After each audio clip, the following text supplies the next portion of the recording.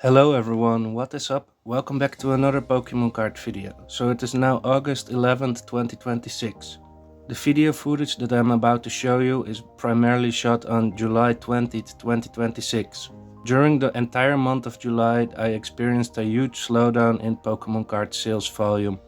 As you know by now, I like to buy Pokemon cards and add them to my personal collection and then buy more Pokemon cards to sell them off in order to make the personal collection Pokemon cards a little bit cheaper for myself. Basically trying to keep the Pokemon card collection part fun for myself instead of only throwing in new money from outside the hobby. It is also very much fun to keep in touch with everybody in the market. Check out what other people buy and sell, check the prices weekly, monthly, sometimes daily, etc. But we're moving away from the point. Since there was such a summer slowdown, I had to find things for myself to do. Besides buying and selling Pokemon cards, there is also the part of maintaining the collection. And I found out that there are always things to improve. How to keep the Pokemon cards in the best condition, how to utilize space the best, how to sort the Pokemon cards the best way. And that is what this video will all be about. And at the end of the video, this is one order that I talked about in the previous Pokemon card mail day video. And this is one of the orders of $200 that arrived. And at the end of the video, I will show you what you can get for between $200 and $250 in Pokemon cards. And then it is obviously up to me to sort out the Pokemon cards that I'm going to add to my personal collection and the cards that I will eventually put back up online for sale. So I hope you all enjoy, and I'll see you back at the end of the video.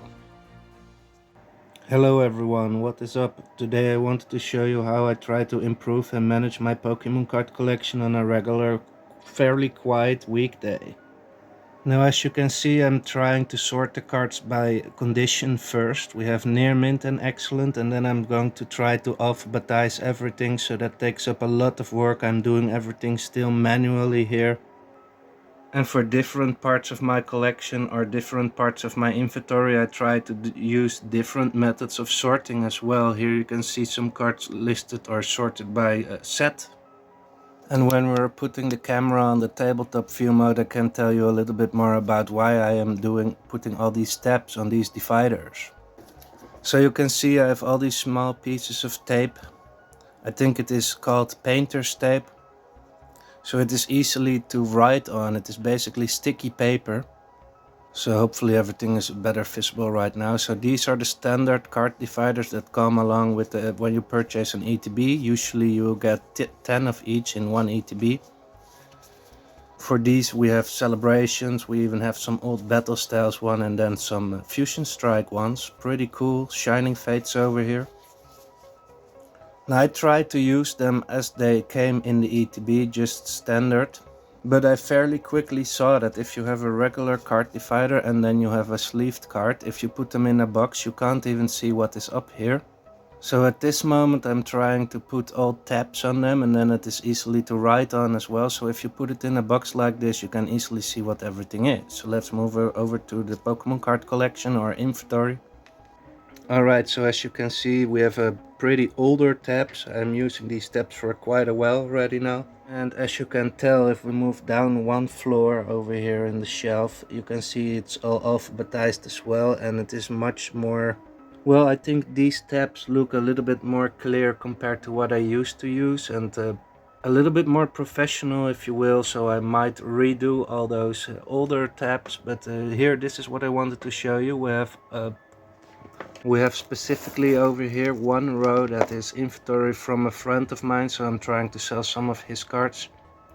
And you can see there is a part sorted or divided by one booster pack. I might put a tab in there as well, just a regular card divider rather. But you can see miscellaneous holo that contains all like Cosmos foils or Pokeball reverse, etc. Ultra rare, illustration rare, Japanese Korean, so there are not too many Japanese Koreans, so it is easily still divided by only one tab for that. And then we move into the more bulky category, so we can see there is Ascended Heroes with the Ascended Heroes divider over here.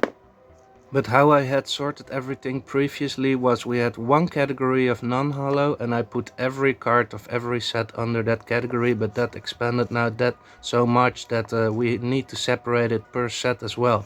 So if we move down again, you can see here that the cards are still not separated by non-hollow and hollow, but you can see in this inventory, the part of the inventory, we have the sleeved cards are all foil, reverse foil, etc. And the not sleeved cards are all commons, uncommons, and rares as well, but not the foil ones. So it is pretty easy for me to find if someone purchases a holographic or a non-holographic and it is with the letter F, I can go, oh, Forest of Vitality, and whether it is a holographic, I can go into the sleeved cards. But for this part of the inventory I didn't have that yet, and now I decided, okay, let's put for every set a category with holographics, and then we have the non-foil, so it is easier. I can only pull out, if someone purchases an holographic, I can pull out this stack, and if someone purchases from Ascended Heroes a non-foil, then I will put out this stack, and I don't have to search through the entire pile every time. So that's a little bit of optimization what I try to do over here currently. In the meantime, I'm watching some YouTube videos on my laptop trying to see how other people are dealing with the same problems that I have, inventory management in Pokemon cards or sport cards or any trading cards for that matter.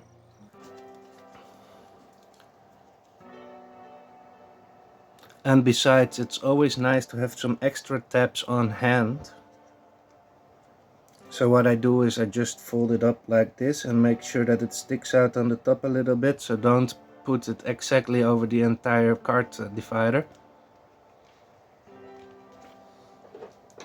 At first I was a little bit rushed when a year or two ago when I started this process, and now I try to make everything a little bit more, well, I want to say professional, but I don't know if it is even professional, but at least make it a little bit more presentable. So you can see it is not entirely well divided. So if you have a sticky part over here, I just cut it off in entirety. Just like this, just cut off the small edge over there, and then it will not stick if it is correct. It's not gonna be a long video today, it's just a regular Monday. Maybe I will integrate this into another video so that we have a longer form video. But I might just upload this as a separate video after all. We're in July, the summer slowdown is in full effect. I thought, okay, let's use my time wisely. A lot of people are on holidays, actually on vacation. I had some priorities to attend to today earlier, but now I had some spare time, and if I'm going to watch some YouTube videos or maybe some other videos, just regular movies, why not try to do something in the meantime and make myself useful, you know? It starts to feel more and more that every minute not spent is just wasted time at the moment. When your collection starts to grow, you will realize there are lots of things to do besides the actual buying and listing and selling Pokemon cards, or any trading card for that matter yet again. And when I'm finished with this, I might even take a look at my personal Pokemon card collection, and we might add some cards to the binder. Alright, so I hope everybody enjoyed those first parts of the video. Now let's move into the Pokemon card collection that I purchased for around $200 to $250. First we start with the cards that I already sorted out that have a little bit of damage. The blue sticker means that there are a few scratches on the front or the back of the card. I deem them to be excellent condition. Then we enter the Pokemon cards that have a sticker with a dot on them. Usually I use green stickers, but I ran out of green stickers, so I use the blue ones with a dot on them. To indicate those two cards have a little bit of whitening on the back side of the card, around the corners and the edges. Then we have one Dugong, a beautiful card, but it has a giant pressure line or a print line. Lately on the art rares of Japanese Pokemon cards I encountered some of those print lines. They're horizontal lines with a few, well, it looks like a pressure line as much as print lines. Maybe you can see it in the middle right there. It is tough to see, but I can see it in real life. And then we have a really cool Hupswooloo with one small scratch on the back. I still deem it to be near mint.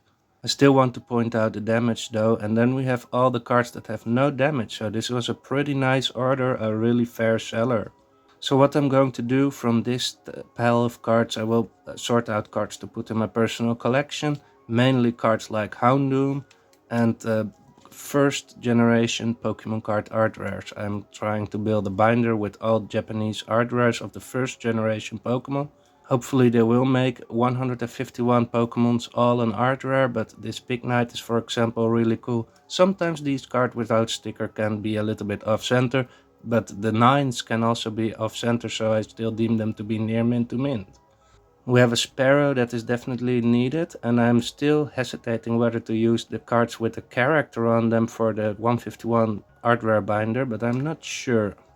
Like we have a Houndoom with a character and a Blaziken with a character and a Wobbuffet. Those are obviously not Gen 1, but you know what I mean. We have a Lycanroc, we have one more Hopswoolu, Ribombee, this is one of my favorite cards.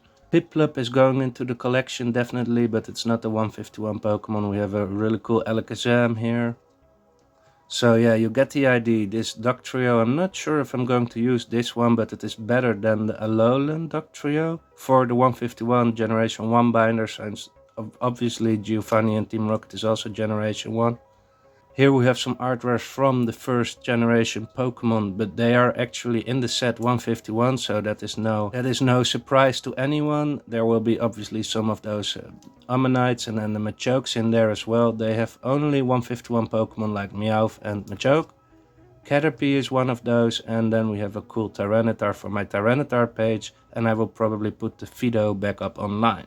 Now these will be listed online, the cards with a little bit of damage. I will probably include a lot of the cards which are deemed to me near mint online as well, so that I don't have only damaged cards in my inventory. That would be really a shame. I really don't like to have that.